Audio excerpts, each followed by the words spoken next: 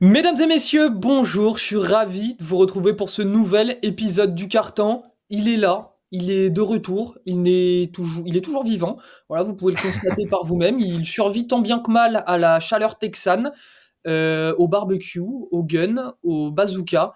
Benjamin Moubèche est avec nous, ça faisait longtemps qu'on ne l'avait pas eu. Monsieur est en direct de San Antonio. Comment ça va, mon Ben?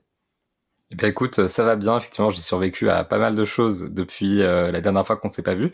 J'avoue là, ça fait longtemps, donc dès l'intro, je kiffe, j'avoue. On est un peu le duo de podcasteurs le moins productif, donc ça fait plaisir de Exactement. se recroiser.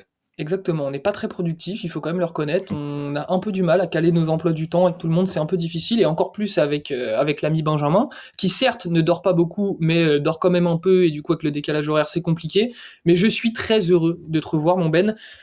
Évidemment, Ben en direct de San Antonio, en direct de San Antonio, et donc qui couvre les Spurs pour plusieurs médias. Donc on va parler de Victor Wembanyama. Il est temps, ça fait un mois et demi à peu près que la NBA a commencé. On a eu les deux rookies du mois d'octobre et novembre. D'ailleurs, c'est pas Wemby, on va en parler, Ben. Donc on va faire un peu le point sur le début de saison de Victor Wembanyama, sur ses stats, sur son impact. Est-ce qu'il a été à la hauteur des attentes placées en lui? Et justement, Ben, on commence tout de suite. Très simplement, on fait le point sur ce premier mois et demi de compétition côté des Spurs et pour Victor Wembanyama. Fais-nous un petit peu le récap de ses stats pour commencer. Alors, le récap niveau stat, déjà, c'est 19,3 points, 9,7 rebonds, 2,6 passes, 2,7 contre. Je pense que c'est quelque chose que les gens retiennent beaucoup parce que c'est important. Là, pour l'instant, Victor Wembanyama, individuellement, des deux côtés du terrain, il est excellent. Et surtout défensivement, où, mine de rien, il s'était positionné très vite comme un candidat pour peut-être une place dans une All Defensive Team. Bon, là, en l'occurrence, ça se complique parce que, voilà, il y a ces stats-là. Le problème, ça reste l'efficacité. Donc, on a aussi 43% au tir, 27% à 3 points. C'est la différence majeure avec le rookie des mois d'octobre et novembre à l'ouest. Et il y a pas mal de ballons perdus, il y a beaucoup de déchets. En fait, il y a, au-delà des stats, il y a quand même un style de jeu qui est très compliqué parce qu'il joue déjà comme une star, qui a beaucoup de responsabilités, qui est un peu livrée à elle-même, qui est créée pour elle-même, etc.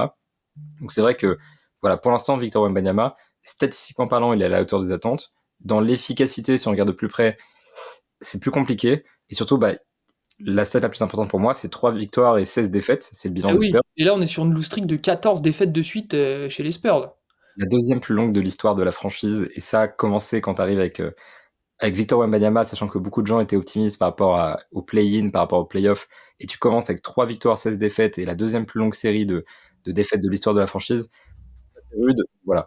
Il y a un côté où il est quand même très bon pour un rookie, même excellent pour un rookie. Mhm. Et c'est contrebalancé par l'efficacité et par le bilan des Spurs qui est un petit peu, qui est très décevant même. Alors attention, par contre, bon, on va essayer de pas être trop chauvin sur cette vidéo. D'ailleurs, on en reparlera juste après. Mais bon, enfin moi j'ai envie de dire, on les attendait play-in, play-off. Moi, j'ai tout, Non, il y a beaucoup de gens qui les attendaient là parce qu'ils s'attendaient à ce que Wembanyama fasse tout de suite gagner les Spurs. Bah, les gars, calmons-nous tout de suite. Regardons l'effectif des Spurs. Il faut quand même être honnête, Benjamin. Wemby joue dans un collectif catastrophique. C'est, c'est il y a beaucoup de points positifs. L'effectif est extrêmement jeune, mais c'est ça. il y a aucun fond de jeu. C'est la Zumba totale. C'est pour avoir regardé les Rockets pendant 3 ans après le départ de James Harden, vous inquiétez pas, je sais de quoi je parle. C'est un marasme complet. C'est du freestyle. Ils sont jeunes, ils savent pas trop ce qu'ils font.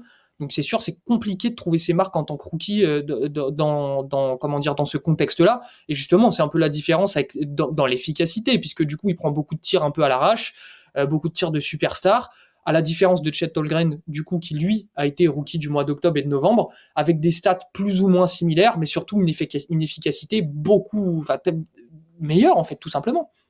Largement, mais c'est vrai que moi je dirais pas que c'est un marasme, je dirais que c'est une équipe laboratoire. Je préfère le définir comme Voilà, ça. voilà. C'est la plus jeune équipe de la ligue. Ils ont décidé de placer Jérémy Sohan en meneur, sachant que c'est pas un meneur de formation. Donc en fait pour eux les matchs c'est plus ou moins des entraînements d'une certaine manière. Il y a ce côté où donc voilà ils privilégient le développement à l'efficacité en laissant Zach Collins prendre ses 3 points, en laissant Jérémy Sohan à la main. Il y a eu le problème de la blessure de Devin Vassell. En fait il y a plein de circonstances qui font qu'ils sont là où ils sont actuellement. C'est vrai que pas mal de gens les voyaient éventuellement au play-in en jouant plus sérieusement, entre guillemets, enfin, en jouant de manière plus raisonnable, dans le but de gagner plus que de se développer. Là, je pense qu'effectivement, comme tu dis, il fallait pas trop en attendre. Et les Spurs restent à la place quand même, pas à une place choquante. Mais c'est vrai que beaucoup de gens imaginaient que Wembanyama allait métamorphoser la franchise du jour au lendemain.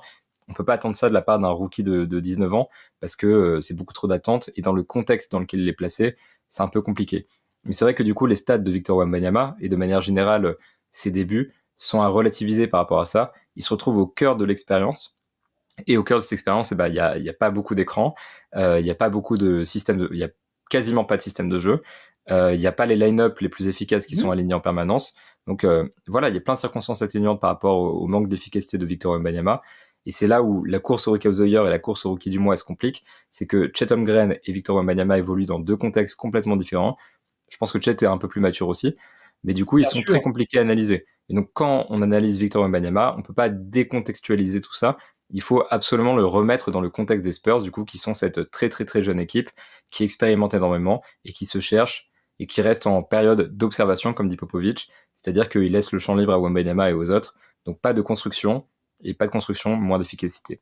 Exactement. Et puis, faut pas oublier que, bon, même si Chet, on considère que c'est sa saison rookie puisqu'il a fait une saison blanche l'année dernière, faire déjà une saison dans la ligue, même si t'as pas joué, c'est un avantage énorme en termes d'adaptation, d'intégration au collectif.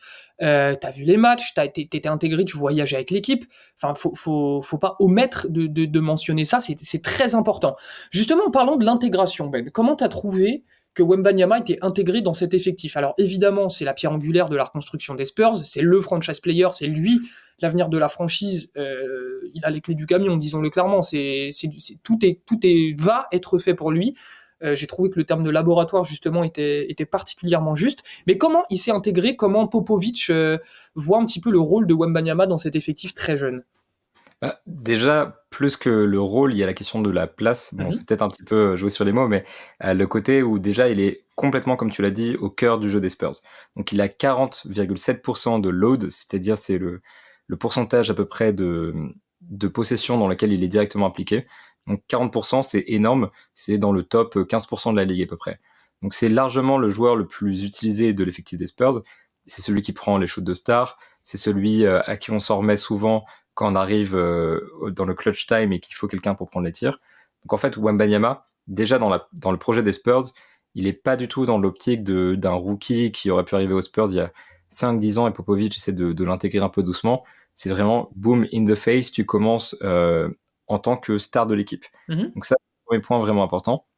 Et au-delà de ça, dans l'intégration collective, donc ce qui est beaucoup répété de la part de Greg Popovich, de la part de Victor aussi, c'est qu'il y a ce côté où ils sont dans une phase d'observation. Pendant le Media Day, Pop a dit je sais pas du tout ce que je vais faire de lui. Enfin, c'est ce qu'il a à peu près dit, c'est pas du mot pour mot, mais c'est l'idée. Wembanyama disait je sais pas encore quel va être mon rôle, mais on va faire quelque chose d'assez unique. Et là, pour l'instant, Popovic reste dans ce qu'il appelle une période d'observation, où il laisse carte blanche à Wembanyama. Comme ça, il peut voir un petit peu quelle zone il doit améliorer, comment est-ce qu'il est censé l'utiliser, quel est vraiment son archétype, parce qu'il veut pas prendre de risques et le catégoriser trop vite comme, admettons, un pivot, Et comme puis un mec, comme c'est quelque aussi lié chose. au fait qu'on n'avait jamais vu un joueur avec ce profil-là. Exactement, il faut jauger un petit peu ce qu'il peut faire avec ses qualités uniques et où il en est concrètement par rapport à son tir, par rapport à son dribble, par rapport à ses qualités. Donc tout ça, c'est primordial. Donc pour ça, Popovic prend vraiment le temps de comprendre, d'observer. Il reste en touche. Pour l'instant, le rôle de Victor Wembanyama, il est, j'ai envie de dire, indéfini et en cours de construction. Donc ne vous inquiétez pas, vous qui nous écoutez ou nous regardez, les Spurs ne vont pas gagner 50 matchs par saison tout de suite. Ça, on prend son temps du côté de San Antonio et j'ai envie de dire qu'ils ont bien raison, les Spurs, de procéder comme ça.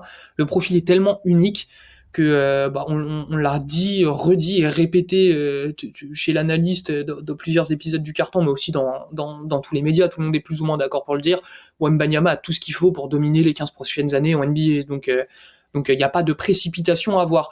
Et justement, Ben, une des grosses interrogations avec Wembanyama avant qu'il commence en NBA, c'était la question de l'adaptation au jeu américain. Alors il a surdominé le championnat de France l'année dernière avec les Mets de Boulogne-le-Valois, mais on sait que le jeu NBA et la Grande Ligue, c'est un monde à part, que ce soit physiquement, techniquement, en termes de niveau. Comment Wembanyama s'est adapté à cette nouvelle manière de fonctionner, cette nouvelle manière de jouer, et même à ce nouveau mode de vie? Bah, pour parler vraiment du rythme déjà de l'NBA et de Je la rappelle que dimension vous êtes physique, intime hein, maintenant. Hein. on va pas dire ça non plus, mais disons que au moins j'ai pu lui poser ces questions-là que tu évoques C'est très précisément par rapport intéressant. à son style de vie, j'ai pu lui poser directement. Donc c'est vrai que moi j'aime bien. Voilà, c'est une expérience que j'apprécie. Monsieur aime bien savoir quel livre lit Wemby le soir en rentrant chez lui. Voilà. Mais pour moi, c'est un sujet qui me passionne tout à fait. T'as bien Mais bon, raison. là, sur le côté sportif, plus sur le côté du rythme NBA, sur le côté de la dimension physique, au début, c'était compliqué. Il parlait d'une période d'adaptation. Maintenant, on le voit, Victor Wembanyama, il est à combien 30 minutes par match exactement. Il a raté un seul match avec une petite gêne à la hanche, mais apparemment, c'est plus de précaution qu'autre chose. Et depuis, on l'a revu à l'entraînement. Concrètement, le rythme NBA, il le tient bien pour l'instant. C'est vrai qu'il y a une énorme différence entre jouer un match par semaine et jouer parfois 3-4 matchs par semaine, comme c'est le cas en NBA. Mais par contre, il y a beaucoup plus de temps de repos, il y a moins d'entraînement collectif, donc il capitalise un petit peu là-dessus.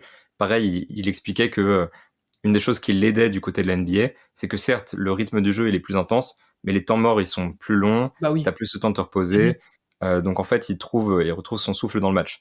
Je pense que pour l'instant il y a encore une adaptation à faire, que physiquement parlant, ça reste un peu compliqué de passer de l'un à l'autre, et quand on fait 2,24 m et que c'est aussi énergivore de se déplacer, de faire ce qu'il fait sur un terrain, fatalement, il faut une période d'adaptation, mais que il la vit bien cette période. En tout cas, moi, je trouve qu'il la vit bien. Je sais pas quel regard tu portes là-dessus, mais moi, je pense que Moi, je trouve que globalement, il tient le rythme. ouais, je trouve que c'est de mieux en mieux. Même, on le voit. J'ai l'impression qu'il commence à prendre ses marques sur le terrain. On le voit, il commence à avoir certaines habitudes, tu vois, certaines routines, même dans la manière de se déplacer, ne serait-ce qu'en début de match. Regardez un joueur sur le début de match et son état d'esprit, son body language sur un tout début de match, la toute première possession du match, par exemple. Je trouve que c'est très intéressant pour se rendre compte de l'état de forme d'un joueur et de la manière dont il va se comporter tout au long du match. Et je trouve que là-dessus, on sent Wembanyama, il est mieux et c'est normal. Plus les matchs vont passer, plus il va s'habituer, plus il va mieux se sentir. J'ai envie de dire, ça veut rien dire cette phrase, mais t'as compris l'idée. J'ai Euh, l'idée complètement. et alors justement, là on a parlé de terrain, d'entraînement, de routine sportive. Dans sa vie, en dehors du basket, dans ses petits loisirs, ses activités extra basket, comment il s'est intégré à la vie dans San Antonio?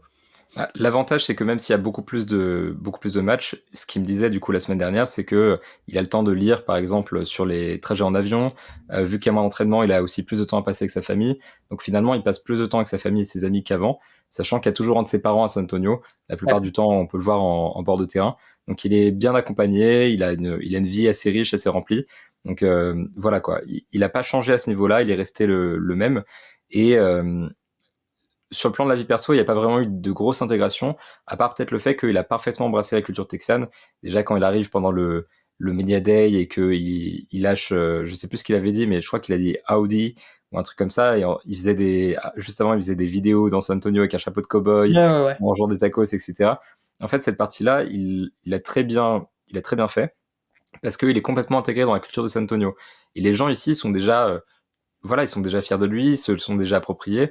C'est déjà le visage sportif de San Antonio. Donc en fait, l'intégration culturelle, elle est impeccable de sa part. Et c'est vrai qu'il a très bien joué son coup parce que quand tu vois qu'il savait pas ce qu'était un breakfast taco au moment de sa draft et maintenant c'est devenu son plat préféré à chaque fois qu'on lui pose la question. Ah donc Euh, monsieur s'envoie au tacos pour Taco Tuesday. et il faut bien, il faut bien. C'est la moindre des choses ici. Il a bien raison. Mais concrètement, il y a vraiment une belle intégration culturelle. Encore des efforts à faire. Par exemple, il n'a pas encore passé son permis et c'est quelque chose qui mais voilà, en fait, Victor, c'est quelqu'un qui est assez ouvert. En tout cas, j'ai l'impression, je le connais pas personnellement, mais il est assez ouvert sur le monde, assez ouvert sur la culture des États-Unis. Et donc, il a complètement embrassé ça. Et il est parfaitement intégré dans ce côté où, voilà, il est à mi-chemin entre le Texan et le Français qu'il était avant, resté le même et il s'est adapté en même temps. Voilà, Bon, c'est s'il pouvait garder quelqu'un que de les bons culturel. côtés du Texan, ça nous arrangerait quand même qu'on le voit pas sur Instagram faire des lives avec un minigun en train de tirer sur des pigeons. Ça Je serait pense que sympa. Victor, c'est si pas tu le nous style. écoutes, ne fais surtout pas ça, mon garçon. Ben, du coup, petite question. On a parlé un peu de son début de saison sur les terrains de NBA. Est-ce qu'on s'attendait à ce que ça se passe comme ça? J'entends. Est-ce que on espérait mieux? Est-ce qu'on n'en espérait pas autant? Où on doit placer le curseur? Est-ce que on est content? Est-ce qu'on est déçu? Explique-nous un petit peu. C'est dur à dire. C'est très dur à dire. Hier, par exemple, Trey Jones, son coéquipier, disait qu'il était au-delà des attentes, Victor, par rapport à sa saison D'accord. rookie. Et c'est vrai que pour le coup, individuellement parlant, sur tout ce qui est sa maîtrise du jeu, sa capacité à dribbler en NBA, par exemple, Draymond Green disait, avant qu'il arrive en NBA, On le laissera pas faire ses petits dribbles, on le laissera pas prendre ses petits tirs, etc., comme il le faisait en Europe. En NBA, ça va être différent. Ce n'est pas différent, il y arrive très bien, il crée ses tirs, il impressionne toujours autant. Donc ça, je pense qu'il y a un côté où on pensait peut-être pas qu'il arriverait à imposer son jeu d'une telle manière dès son arrivée en NBA. Ça, c'est très rassurant. Et je pense que voilà, le côté défensif aussi, il est extrêmement rassurant, il est tout à fait à la hauteur des attentes. Donc là-dessus, il est conforme aux attentes, il n'y a pas de doute. Le problème, c'est en fait, c'est le cap collectif, encore une fois. Et oui. C'est-à-dire que quand on commence le Media Day et Pop, il dit la victoire cette année est aussi important que le développement l'année dernière, ça donne des espoirs aux gens tout de suite, qui étaient des espoirs un peu, qui auraient pas dû être là, parce que finalement, ils sont pas à la hauteur de ces espoirs-là collectivement. Mais ça, on s'y Victor attendait. Wembanyama, mais ça, on s'y attendait, mais une fois que Popovic a dit que lui, il voulait gagner, etc., fatalement, dans la Wembanyama a aussi fanbase, dit que quand il est arrivé qu'il voulait faire les playoffs directs. On savait tous très bien que c'était un petit peu ambitieux. Et il a raison de le dire. Mais on savait tous très bien que c'était une marche quasiment inatteignable.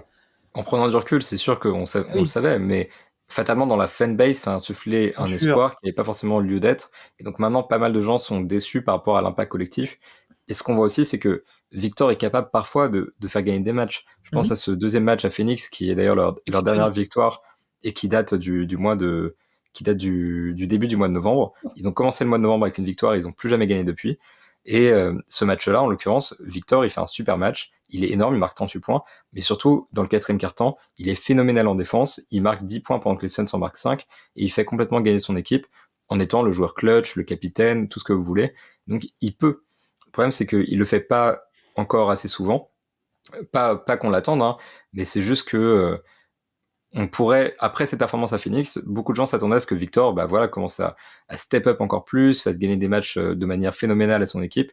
Il en est pas forcément capable maintenant. C'est normal, c'est un rookie, c'est complètement normal et il est pas en dessous des attentes par rapport à ça. Et Mhm. fatalement, par rapport à ce qu'il a montré en début de saison, il y a matière à être légèrement déçu quand on a un fan à San Antonio ou qu'on a un fan des Spurs. Donc, moi, j'ai envie de dire que le bilan est un petit peu contrasté et que individuellement, c'est au-dessus du lot, collectivement ça allait en dessous, mais tu peux pas vraiment détacher un joueur du contexte collectif. Le but Bien du sûr. basket, ça reste de gagner des matchs. Donc le milieu, quelque part, il est tout à fait contrasté. J'ai envie de dire que c'est conforme aux attentes. Ça me paraît pas mal. C'est pas mal. Et bah écoute, bien joué, tu t'en es bien sorti parce que moi, honnêtement, j'arrivais pas à répondre à cette question C'est que compliqué, hein. j'arrivais pas à répondre à ma propre question, hein. C'est pour te dire à quel point c'était compliqué.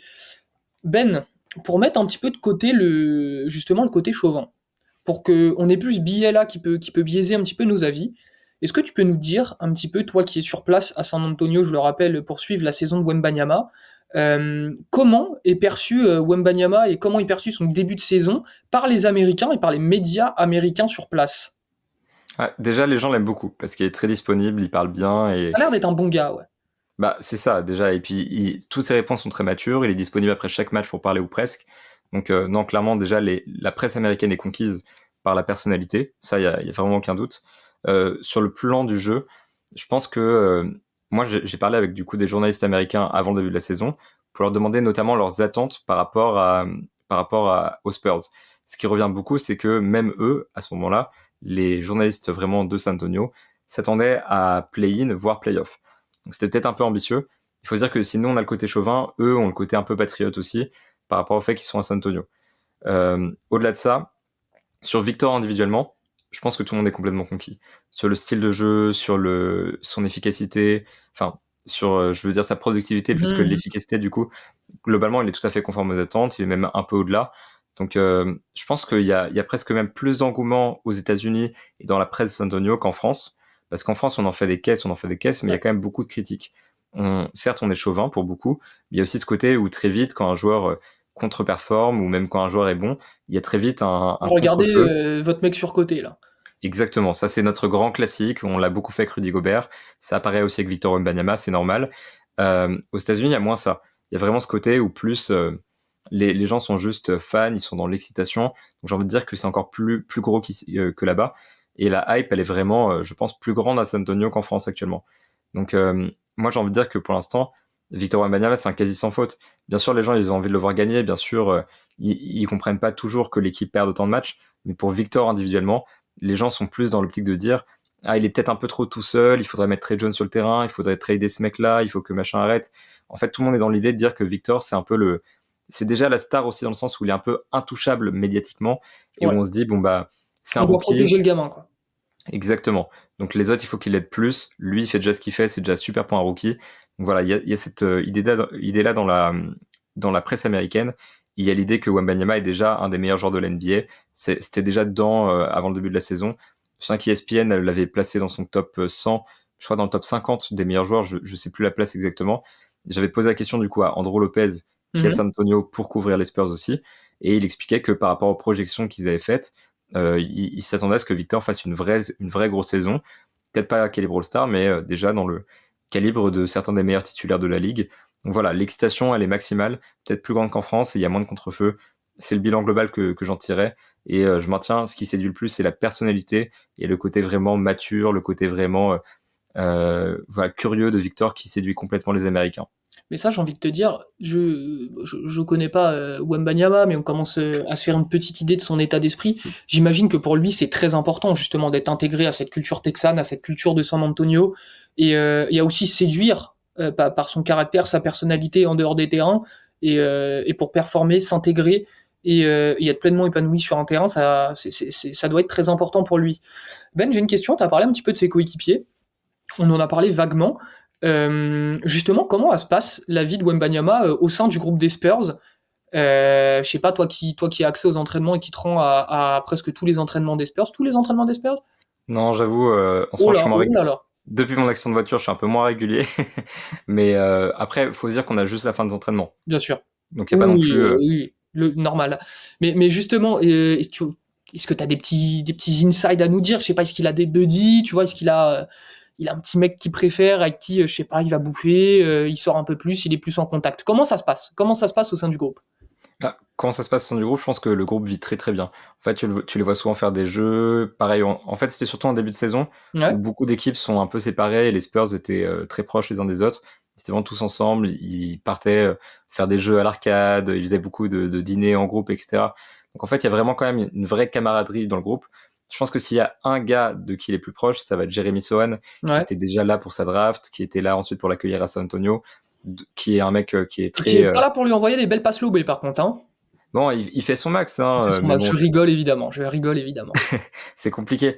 Non, mais c'est vrai qu'il y a une vraie belle cohésion dans le groupe, et ça, tu le vois déjà quand un joueur va mettre un gros panier, tout de suite, il va se tourner vers son banc, et même si Devin Vassell, par exemple, il joue pas, et bah tout de suite, les mecs, ils vont se lever, ils vont aller le voir, ils vont faire des chest bumps, ils vont se checker les uns les autres. Donc, dans le groupe de starters, il y a vraiment une vraie bonne Mhm. ambiance. Dans le groupe de manière générale, il y a une vraie bonne ambiance. Et moi, je perçois juste logiquement en fait une sorte de fatigue médiatique quand même chez ses coéquipiers. Ouais. Alors ça a été sujet à polémique en l'occurrence, mais par exemple Devin Vassell que je trouve parfois un peu irrité quand on lui pose des questions sur Victor Wembanyama à juste titre parce Ça que peut se comprendre.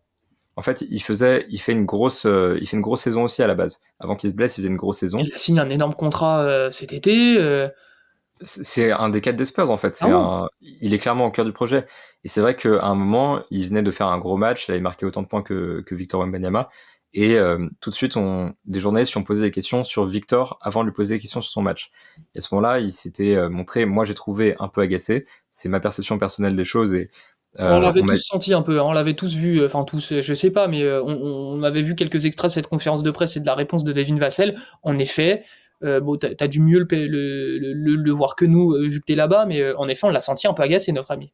Alors moi, du coup, il y a plusieurs journalistes américains qui m'ont dit que c'était peut-être un truc culturel parce que eux, ils l'avaient pas forcément vu. Et j'ai aussi eu un mec des Spurs qui m'a dit, alors non, en fait, on lui a parlé et tout, il y a pas de problème avec ça. Donc, mais moi, ma perception, c'est quand même qu'il y a une fatigue médiatique, Mm. pas par rapport à Victor Wembanyama, mais juste par rapport au fait que les journalistes posent beaucoup de questions sur Victor Wembanyama. Ça s'est un peu calmé quand même, mais voilà. Donc je pense qu'il y a pas de jalousie. Il y a juste cette idée qu'il faut trouver, donc il y a ce côté médiatique, hein, et qu'il faut trouver la dynamique. Parce que Victor, c'est déjà une sorte de leader dans le groupe. Devin Vassell, c'est clairement un leader. Tout le monde le dit. Vassell, c'est un peu le patron de l'équipe actuellement. Dès qu'on parle aux joueurs, ils disent que son leadership, il est phénoménal, que le fait qu'il était là avant beaucoup de gens, ça a beaucoup aidé. Mais en même temps, à côté, Keldon Johnson, il a aussi ce côté un peu leader dans l'énergie. En fait, c'est un peu compliqué parce que la dynamique du groupe, elle est encore en construction, comme le groupe justement. Et donc, c'est dur d'établir un clair leader. Donc, je pense qu'il y a quand même ces questions-là à régler quelque part. savoir qui est le leader. Est-ce qu'on a besoin d'un leader? Je pense pas que ce soit le cas. Ou comment est-ce qu'on construit la hiérarchie de l'équipe? Où est-ce qu'il y a Jeremy Sohan, où est Keldon Johnson? Donc voilà, il y a quand même ce côté-là. Mais globalement, le groupe vit bien. Il y a bien des activités à côté qui soudent un petit peu le groupe. Je pense que vraiment, c'est un des groupes les plus soudés de la ligue. Après, je suis pas dans le vestiaire de tout le monde. Mais non, mais clairement, il y a une vraie bonne ambiance à San Antonio. Il y a un vrai groupe qui se construit. Au-delà même du basket, il y a vraiment, je pense, des amitiés qui se créent dans ce vestiaire-là. Ça va jouer au bowling un petit peu? Je sais pas si ça joue au bowling, mais je sens d'une anecdote que moi j'ai pas pu voir en vrai. Mais par exemple, quand ils étaient à New York, Wembanyama est toujours le dernier en fait à partir de la salle, parce que après son match, lui, il va déjà faire un peu de muscu, mais c'est pas le seul à le faire. Mais il a aussi des longs étirements, une longue routine physique, parce qu'il doit prendre soin de son corps peut-être un peu plus que les autres, du fait un petit peu de, j'ai Bah, il envie de fait dire, 2,24 m quoi. Voilà. voilà, c'est ça, c'est exactement ça.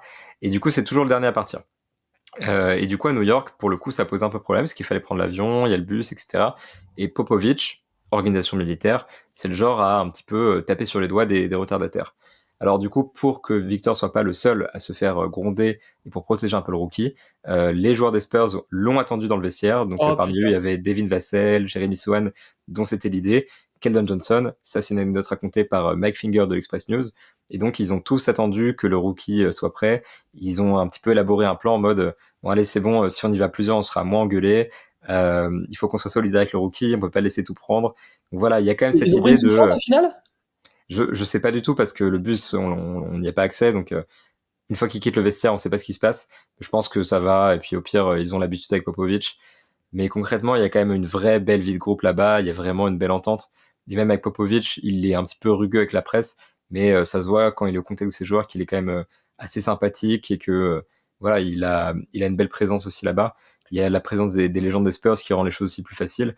Donc voilà, le groupe vit très très bien à San Antonio. Ils ont cette chance d'être suffisamment éloignés des médias, Mhm. d'être suffisamment bien entourés, d'être jeunes et d'être sur la même longueur d'onde, ce qui fait que vraiment la vie du groupe elle est optimale. Justement, sur Popovic, c'était un petit peu ma dernière question. Comment il est, Popovic, avec Wembanyama et même avec les jeunes cadres des Spurs? Est-ce qu'il a toujours ce côté un petit peu militaire? On entend souvent Tony Parker parler de sa relation, de la relation qu'il avait avec Popovic, même à ses débuts, où il raconte cette fameuse anecdote qu'il a racontée 1 milliard de fois, où il dit, Popovic a dépassé les bornes, mais 1 milliard de fois.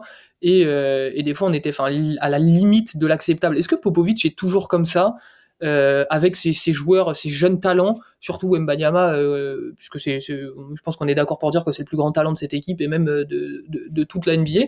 Est-ce que Popovic est toujours militaire et toujours super exigeant avec ses joueurs, tout en ayant quand même ce côté paternel et un petit peu protecteur au final qu'il a pu avoir avec même Duncan ou Robinson? Alors le côté paternel déjà il est complètement là parce que dès qu'on lui pose une question sur un joueur un peu négative, il l'a dit, je sais plus dans une interview pour TNT, je crois, je parle pas de mes joueurs négativement. Il aime pas les comparaisons, il aime Il les pas protège.